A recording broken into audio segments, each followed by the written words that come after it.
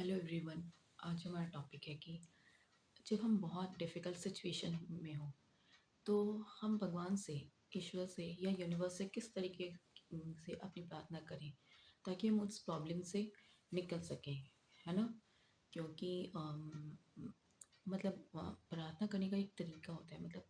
जैसे आपने मूवी जैसे आप मूवी में देखा है कि जब इंसान डिफ़िकल्ट सिचुएशन में तो डायलॉग नहीं देता कि मैं तुम्हारे मंदिर में कभी नहीं आया, आज माँग रही हूँ। तो ये तरीका नहीं है। मतलब जब हम बहुत प्रॉब्लम में हों तो हमें इस तरीके से हम प्रार्थना कर सकते हैं कि अ, हे ईश्वर, अगर मैं आज इस सिचुएशन में अगर आई हूँ, आपके इस सिचुएशन में फँसी हूँ, तो हो सकता है कि ये मेरे पूर्व जन्म का ही कर्म होगा। वरना आप किसी को भी बेवजह तो कुछ नहीं दे, अच्छे या बुरे फल नहीं देते हैं। और इसमें मेरा ही कोई भलाई होगा। जो भी मुझे लेसन देना चाहते हैं, जो भी मुझे सीख देना चाहते हैं, मैं उसे ग्रहण करने के लिए तैयार हूँ। और ग्रहण तो करना चाहती ही हूँ, लेकिन साथ में मैं ये भी चाहता हूँ कि आप जो मेरी इस दुःख ये जो सिचुएशन है डिफ़िकल्ट, उसको सहने की मुझे ताकत दें और मैं आपके दिए हुए जो आप समझाना चाह रहे हैं, मैं उसको समझ सकूँ। और जितनी भी प्रॉब्लम मैंने जितने भी कर्म किया है, उन सब कर्मों बुरे कर्म किए, उन सब कर्मों के लिए मैं आपसे माफ़ी माँगना चाहती हूँ, ये चाहता हूँ। और उम उम उम, मैंने जो भी क्योंकि अ, मैं खुद को आपके लिए समर्पित करना चाहती हूँ। और मैं कोई भी डिसीज़न लूँ, मेरे कहने का ये मतलब है कि अगर मैं अपनी आज की कंडीशन में जिसके लिए तो मेरे पहले लिए ये डिसीज़न का ही फल है जो आज मैं भी जो भी लाइफ़ जी रही हूँ। तो इसलिए उम, मैं खुद को आपके लिए समर्पित करना चाहती हूँ। उम, मैं खुद को आपके लिए इसलिए मैं चाहती हूँ कि मेरा कोई भी डिसीज़न हो ना, तो डिसीज़न लेने का तो आप वो डिसीज़न मैं नहीं लूँ, और इसके लिए आप जो भी मुझे साइन दें, तभी मैं डिसीज़न लेने के लिए सक्षम हो सकूँगी।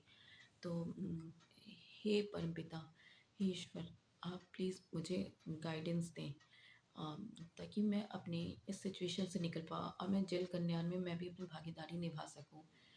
क्योंकि अगर जल कल्याण करना है तो मेरे ख़्याल से मुझे खुद खुद भी बहुत स्ट्रॉन्ग रहना चाहिए। और मैं चाहती हूँ जन कल्याण करना। मैं खुद के कल्याण के बाद अपनी मैं जन कल्याण करना चाहती हूँ। अगर मैं आपके शरण में आई हूँ तो कोई ना कोई वजह होगा, और मैं चाहती हूँ कि मैं आपके मैसेज को दूर-दूर तक फैलाऊँ कि अगर भगवान देते हैं कुछ भी दुःख या सुख, तो उसके पीछे कुछ वजह ही होते हैं, बेवजह कुछ नहीं देते हैं। और फिर भी हम इस घड़ी में भी हम भगवान को कैसे याद कर सकते हैं?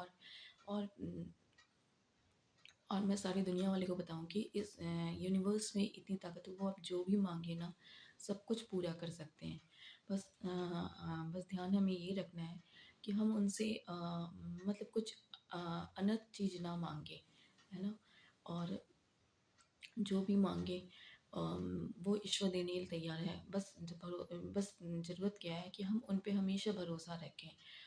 और अम, जब भरोसा रखेंगे, जैसे हम अपने माता-पिता पे भरोसा रखते हैं, भाई-बहन पे भरोसा रखते हैं, वैसे ही हम ईश्वर पे भी भरोसा रखें।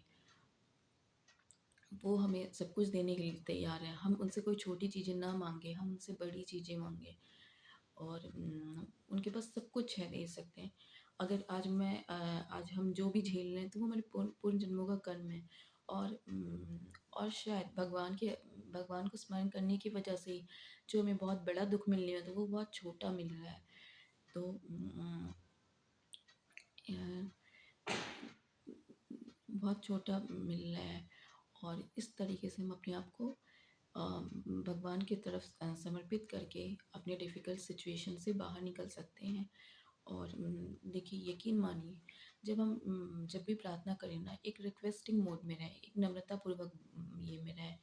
मूड में रहें, क्योंकि भगवान जो होते हैं ना, उन भग मतलब उनके पास खींचे चलें, जो हमेशा रिक्वेस्ट करते हैं, जो बहुत नम्र होते हैं, क्योंकि आध्यात्मिक का मतलब ही है कि आप कहीं न कहीं बहुत विनम्र हो चुके हैं।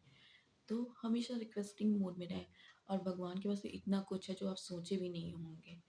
और हमेशा भरोसा रखें, अगर भगवान इस दुनिया में लाए हैं ना, तो कुछ ना कुछ सोच कर ही आपको लाए। बस हम इंसान ही हैं जो भूल जाते हैं कि हम इस दुनिया में क्यों आए हैं। तो इस वजह से हमें हमेशा भगवान पे भरोसा रखना चाहिए। Thanks for watching.